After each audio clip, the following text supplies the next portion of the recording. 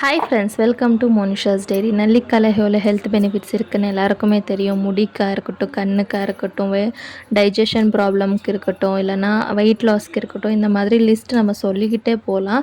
அதான் பெரியவங்க சொல்லுவாங்க இல்லையா, 108 காயிலத்துக்கு இது ஒன்று மருந்துன்னு சொல்லி. அவ்வளோ ஹெல்த் பெனிஃபிட்ஸ் இருக்குதுன்னு சொல்லி வாங்கிட்டு வருவோம்.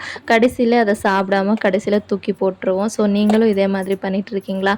அப்போது ஒரு வாட்டி இந்த நெல்லிக்காய் சாதம் ட்ரை பண்ணி பாருங்கள். ஸோ நார்மல் ரைஸ் மாதிரி தான் இருக்கும். ஸோ நெல்லிக்காயில் செஞ்சதுன்னு கண்டே பிடிக்க மாட்டாங்க. நெல்லிக்காவை சின்ன சின்னதாக கட் பண்ணிவிட்டு மிக்சர் ஜாரில் தண்ணி ஆட் பண்ணாமல் கிரைண்ட் பண்ணி வச்சுக்கோங்க.